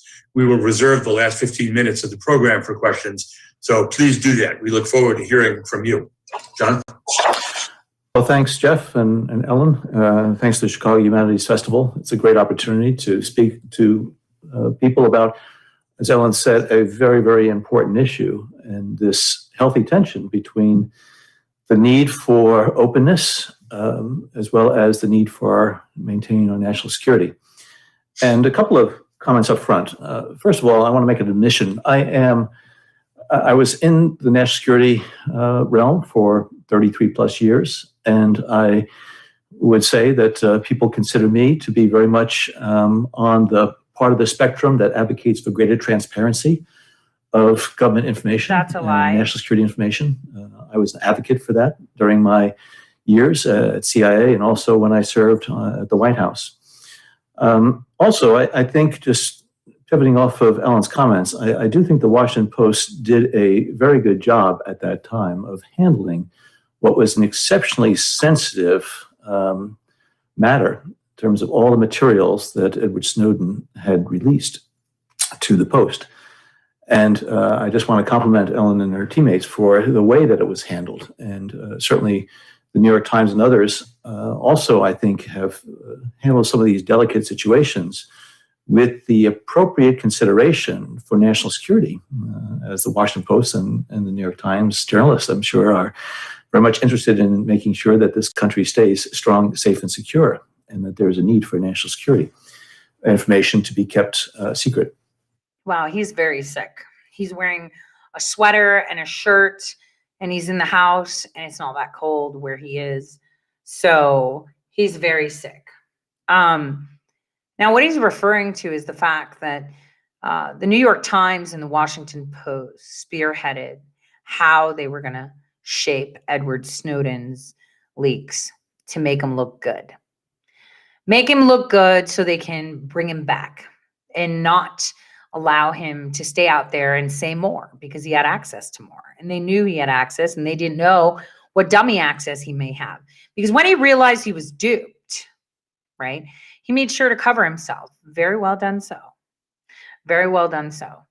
But his leak wasn't because he leaked because he felt bad. He leaked because he knew that he was being set up. Now, you might say, well, his leaks helped. No, it helped them even more. It helped them let the cat out of the bag without getting in trouble. You do understand what the Washington Post and the New York Times did was normalize that leak by saying, okay, yeah, we're doing it, but it's for your safety. He's a threat. He's this. He's that. He has a lot more. What he did was commit crimes in regards to against the state by releasing other information to other nations that he shouldn't have. And what he should have done is pointed to the data centers globally. But on the other hand, up to 14 eyes are participating in that. So it's not much of a secret. The only people he could actually tell something that they didn't know was maybe the Congo, or I don't know. That's it. Because almost everybody knows that everything is there. He simply, what he did was he saw he was getting caught. He was like, I'm going to tell everyone. And if they kill me for it, I'll be martyred for it. But they didn't kill him for it. They used him as cover so they can let the cat out of the bag and lull the people and say, yeah, okay, we did this, but we did it to protect you. We don't want another 9/11. Don't make us orchestrate another one. So they did COVID instead. But I just wanted to point that out, that he's praising the New York Times and WAPO for helping shape the story. But looking at sort of the larger issue, over the years, I think there has been far too much classification of information in the U.S. government. I think it's partly sort of legacy practices that just over time, and especially given that the amount of information that is available now, as Jeff pointed out, is exponentially larger than it was back just even a decade ago because of all the different types of collection systems and capabilities and being able to maintain this information in various databases that are accessed digitally, electronically. And so therefore, I think some of the previous protocols in terms of just by default, things get into the classification bucket. I think that still prevails in many parts of the government. And it's something that I think needs to be reviewed. Secondly, I think there's a tremendous sense of insularity within the intelligence community, understandably so. These are individuals who live in a secret world.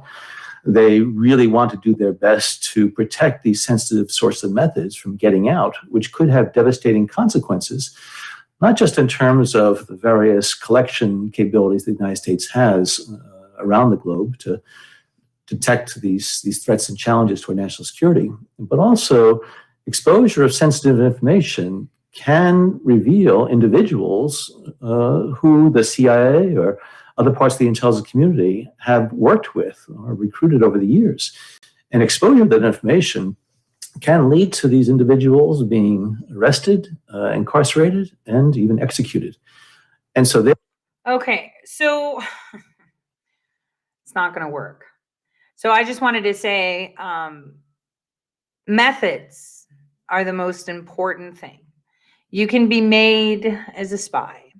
You can have access to information. Like he said, it's all over and there's access and it's digitally out of control. That's right. That's why Tori can see everything. But methods are the most important thing. It doesn't matter if they find your server. It doesn't matter if they find what computer you used.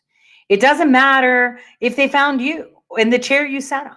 What matters is how did you access? I see the computer, I see the end, but how did you get in there?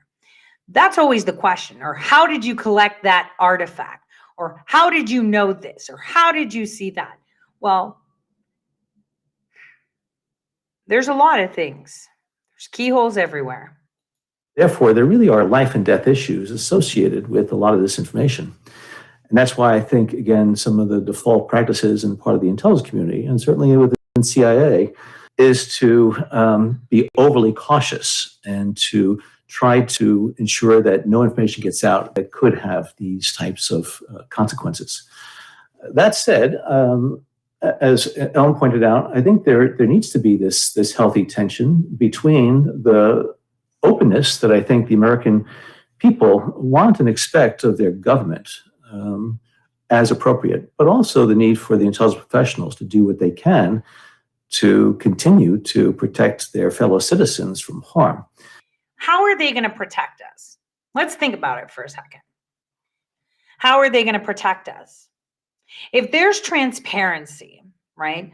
What is it that they need to hide from us that would keep us safe? Would it be good to hide, I don't know, South Africa has certain software on some microchips of drones that everyone keeps flying. And those chips were made by Interpol. Well, they were actually sourced by Interpol. So that way they can collect information of you using those drones. Oh, Huawei, China was spying. Well, what if you knew that, I don't know, that maybe, for example, Verizon was working with Interpol and all your conversations are rerouted to South Africa to their new headquarters. So that way they can document voice recognition, your travel patterns, and create algorithms. What? Should they keep that a secret? Should they keep their partnerships with other nations a secret? Or maybe they shouldn't tell you about things that are going on in the planet, like maybe possibly, oh, there's a volcano under the water that's kind of brewing. You know, if that comes out, boy, we're screwed. Or yeah, you know, by the way, we can actually manipulate weather. Why can't you tell people, oh, by the way, this is real. Oh, by the way, this is real. Why can't you tell the people? What are you protecting them from? Themselves? So you're better than them? So you're higher than thou? Are you not equal? Do you not see the same sun rise every morning and the same sun set? What makes you more important to have to hide secrets from the very people that pay your salary to protect them? Your protection should be enforcing the laws of our nation. Our global protection should be our military forces to be equipped and ready to be able to meet any threat, to have our Space Force equipped and ready to meet any threat. Other than that, there should be no secrets. Why are we spying on other nations? Why do we have to spy on other nations? Why? Because we want to be better than them? We are better than them. No offense, right? But in Italy, they've been around for thousands and thousands of years. Greece, thousands and thousands of years. China, thousands and thousands of years. Yet for whatever reason, the United States of America, having been a melting pot of people, yes, started off with slavery, totally traditional for thousands and thousands of years, but we became super woke and realized that every human has the same right as every other human, right? So that went away, but we're a melting pot. Look at the advancements we made. Look at how quickly we can solve problems compared to other nations. So why, again, is it necessary to keep your people in the dark? What do you mean it's secret? We can't tell. If it's secret, then it's something that's probably not in the interest of the people, because the people should have the right to know. There should be no secrets. Oh, we negotiated with this country. Did you ask me if you can negotiate like that? What if I don't want to give Pakistan $10 million to help their transgender? Come on.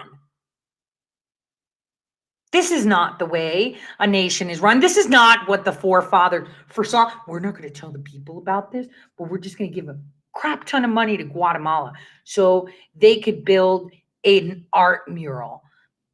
The people want to know where their money's going. I'm giving it to the federal government and the state government. I want to see where it's used. What do you mean secrets? Now, having said that, the fact that they had secret budgets helped a lot on mitigating what they were planning for so many years. That's a story for another time. And because of, I think, the evolution in technology, and as Jeff pointed out, the explosion in social media, the universe of actors who actually could have access to information and then propagate it instantaneously has just multiplied so many times. And so therefore, I think the challenges today really are much more significant than they were years past. Is he talking about me? Any unauthorized disclosure of classified information could wind up in the hands of the Washington Post, the New York Times, or other mainstream media entities. I think I certainly would be much more comfortable because. Why would he be more comfortable if it was in the hands of the New York Times or the Washington Post? Because they're all assets there. They all work for the agency there. And they're all part of the one government, which are the corporations. Let's be straight, okay? I'm telling you the truth. There is no Biden administration. There is no Harris administration. Your Senate and Congress, they're all on freaking life support. The federal government is run by the corporations, period. There is no government. There is no federal government. They run the show. The media companies, the social media companies, the consumer goods companies, the transport companies, even Major League Baseball. I mean, they have to chime into everything. Hence why I got a t-shirt that says, you know, MLB, hashtag MLB is racist, because my ID is required. Someone had sent me for my birthday 2 tickets to Cleveland Indians game. And so that's next weekend. And I got a t-shirt for that. So I can post that with their hashtag and everything. So the bottom line is we do not have a federal government. We have a network of people that get taxpayer dollars and get paid in black budgets that are insane that help and assist these consumer companies, because every single consumer company has people of the agency. If you have worked in any office, more than likely you've been tapped by the agency and you must be reporting every now and then. For those of you that are living in DC, I'm pretty sure you live in either New Jersey or Virginia or Maryland. You got to go across the river sometime. You got to report, right? Knock, knock. I'm here. Got nothing to report. Oh, by the way, I heard this, right? So they tap you. They are everywhere. They are everywhere. And they're supporting the corporations because the corporations have the ability to be everywhere at once. I mean, what's not to like about Facebook? You heard of another hack, 500 million user emails. That wasn't a hack. That was a sale. But we're going to call it a hack, right? We're going to call it a hack rather than a sale. Throughout the course of my career, and in many instances when I spoke to the editors, including Marty Baron at the Washington Post, when the Post happened upon information or received an unauthorized disclosure, and the Post would reach out to the intelligence community to try to have that discussion so that the Post could better understand what are the equities involved. And I really appreciated that back and forth. And in many instances, the Post would make adjustments. The Post and the New York Times had received so many tips from me, actual evidence. In 2017, the Washington Post and the New York Times and the Wall Street Journal and Breitbart, believe it or not, got from me a portion of the DNC server that had to do with elections. It's 2017. None of them published it. Maybe they didn't get it. I'm assuming that in Breitbart, it was destroyed by the assets that the agency has in there. One of them actually plays Border Patrol cover. He's a total agency asset. See, Brennan, you see how I do that? I'm going to reveal each and every one of the clowns because you're upset that they're being revealed. They're not going to die. They're going to get fired. And then they're going to walk the walk of shame. Because when you have people like penetrating movements and news agencies, when they're assets, it's ridiculous. It is ridiculous. Yeah, so there is that guy that covers border stuff. He's a total asset, just so you know. Now, having said that, none of them published anything, but all of them went back and asked questions. I know that. I know that for a fact because I saw the communications. In terms of what it would put out in the publication. There would be, sometimes they would challenge, sometimes they wouldn't agree. But they wanted to understand what the impact would be. Unfortunately, there are too many out there in that realm who have access to information that care not about the consequence on national security. They want to just make a splash. And see, that I'm going to take that personally. No one's trying to make a splash, dude. Someone's trying to say, no, you don't know better. The people can think for themselves and they deserve the truth. The fact that all of you have been thinking that you've been voting all these years is ridiculous. He's just salty that in 2016 his plan didn't pan out and they couldn't adjust the algorithms. And that's where I think the real risk is found in having these individuals who pretend or present themselves as journalists or members of the Fourth Estate and will use the protections afforded to the Fourth Estate in order to push information out that can be devastating. And I must say that having been involved in intelligence and counterintelligence for many years, our global adversaries are certainly not opposed to using the guise of journalism, of the media, to try to find ways to uncover national security information. So, see, this is a problem. Foreign, you do it, John. You have assets everywhere, John. You found the little black book, John. That's the way it is. Him and Jim are the worst thing that ever happened to the intelligence community ever. It was like Jim knew it was wrong. He totally knew it was wrong, but he just did his job. How would he say it? We just got to keep it to the protocols. That is exactly what they would say. Just keep it to the protocols, keep it straight. It's so sad. Now, we'll continue this conversation tomorrow, but I want you to know that 99% of your journalists are tapped assets of the agency.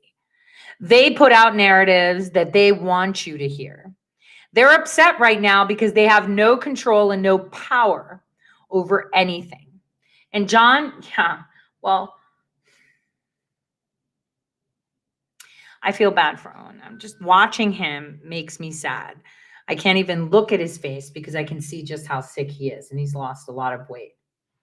But using the guise of journalism, they say that our foreign assets will try to exploit our national security. No, dude, it's using these private companies that you so trust, like Facebook and Google and Amazon, that they've now taken control. You fed the alligator hoping it would eat you last. And what they don't realize is digital mercenaries are the worst kind ever.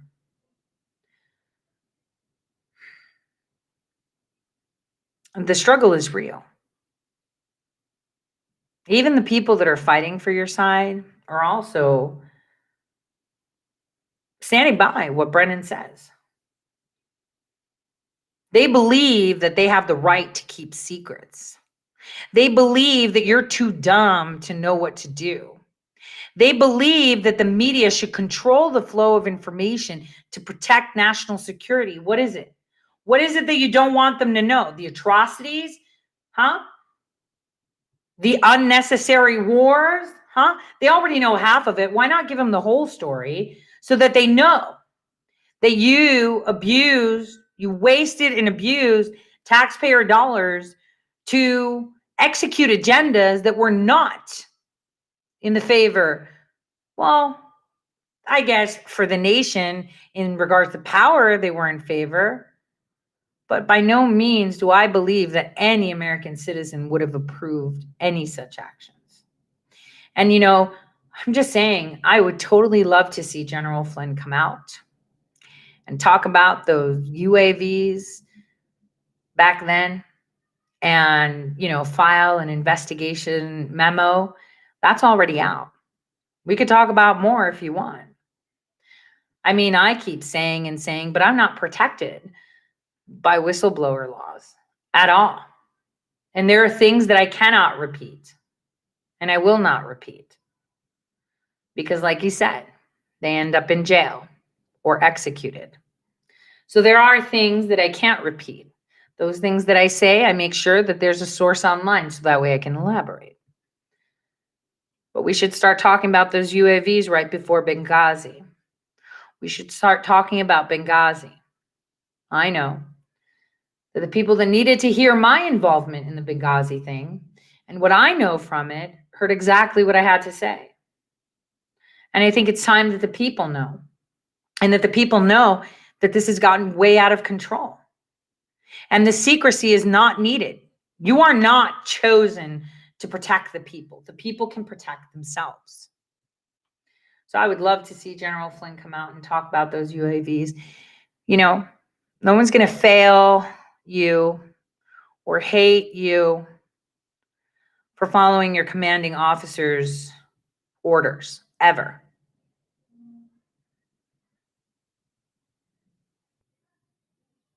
Redemption begins at any point. Just like in the movie that you saw being advertised about Roe versus Wade, the guy that had committed the most abortions ever decided to be pro-life.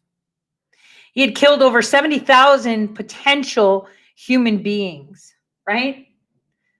They would have been human beings of this society. They were human beings for a very short time that he pulled apart piece by piece. And he redeemed himself by coming clean and understanding. So it's very important that people understand, hey, if someone's done wrong and they come out and they say it, yeah, people will be upset. But how many of you have the cojones to come out and say, this was wrong. I did it because I was following orders. I was completely wrong, but I was following orders. So can't be prosecuted for following orders. But why don't you put it out there and prosecute those that gave the orders? Prosecute those that sacrificed our own people for what? For what gain? Power? We don't have power there now. It was never set in stone. What are we, the crown, where we go and infiltrate everything and just claim it as ours? What are we, squatters? We're the people of the United States of America that believe in the inalienable rights of human beings, that believe that we can work and be around each other and coexist without rank and color and religion. We don't care.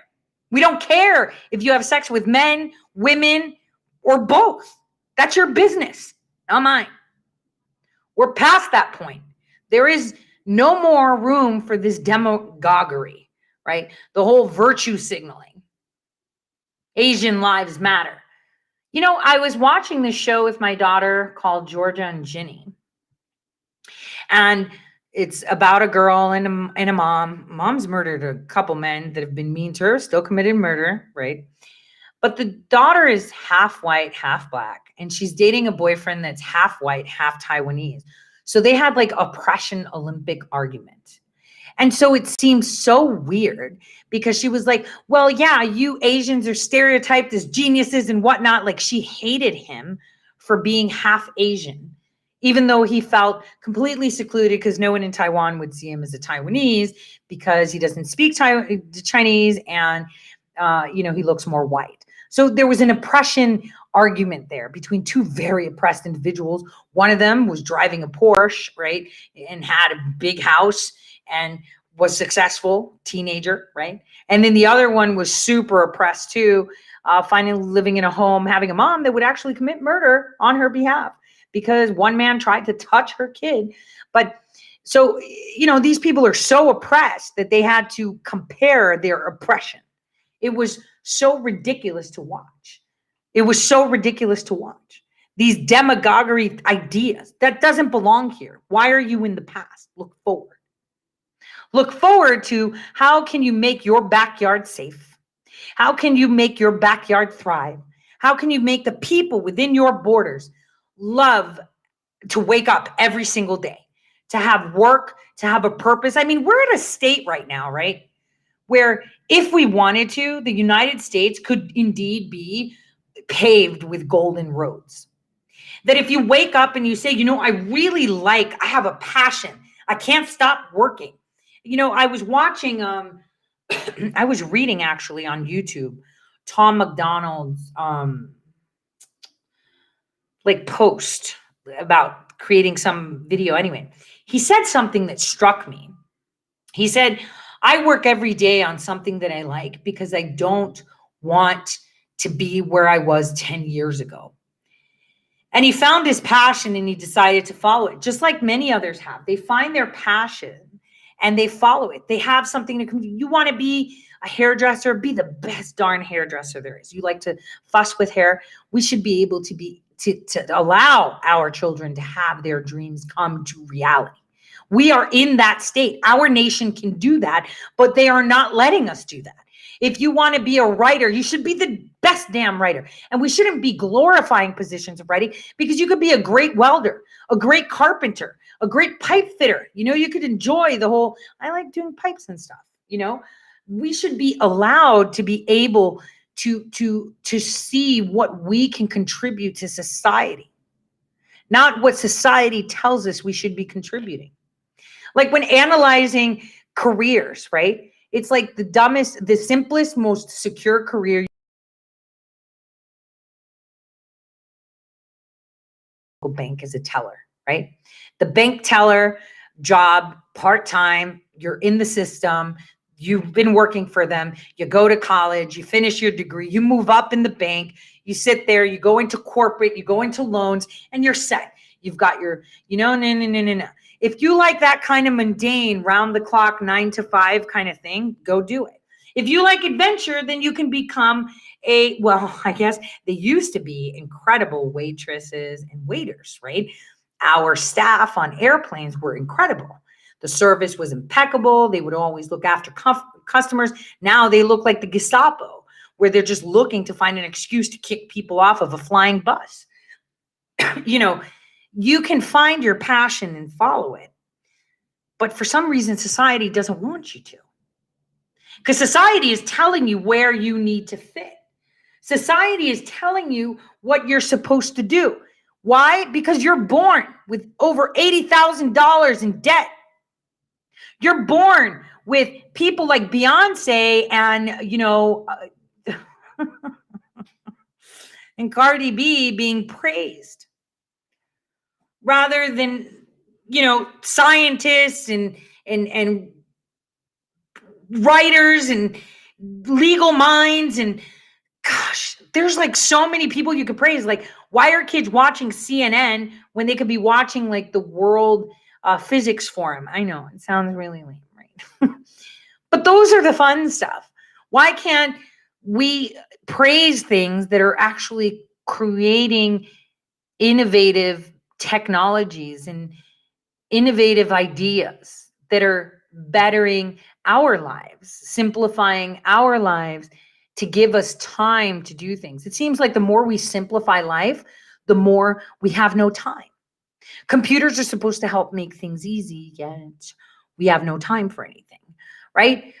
Transportation was supposed to make things easy so you don't have to walk 3 days to get to the other town, yet now we still have no time.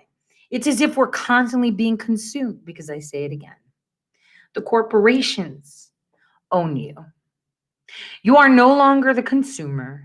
You are the one being consumed. Nothing is free. If something is free, you are the commodity. That's key. So we'll talk about intelligence, because I have some other stuff that I wanted to bring up for tomorrow, but I wanted to introduce this. It breaks my heart to see him so sick. It really does.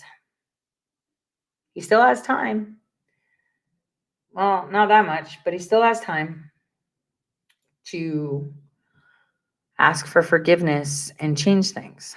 I mean, the more and more we get closer to that 7-nation army coming into focus. I'll see you guys tomorrow, same time, same place. God bless everyone.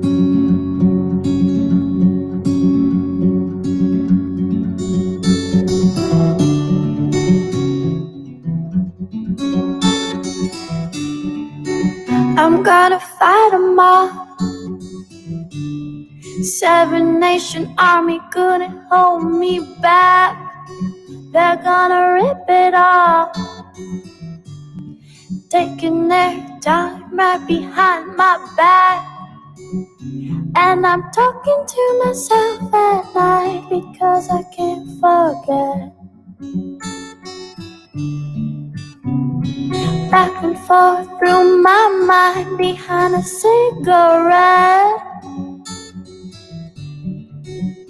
And the message coming from my eyes says, leave it alone.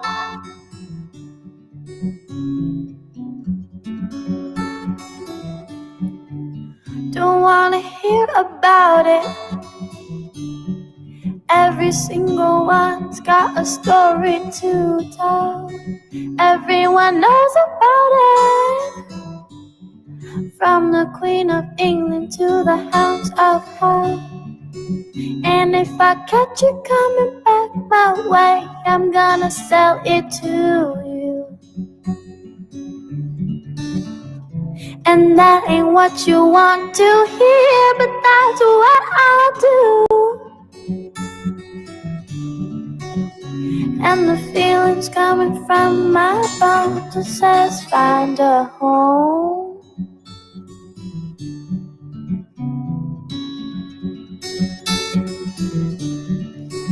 I'm gonna Wichita,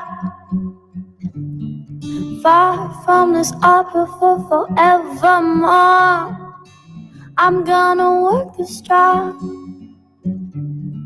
make the sweat drip out of every pore.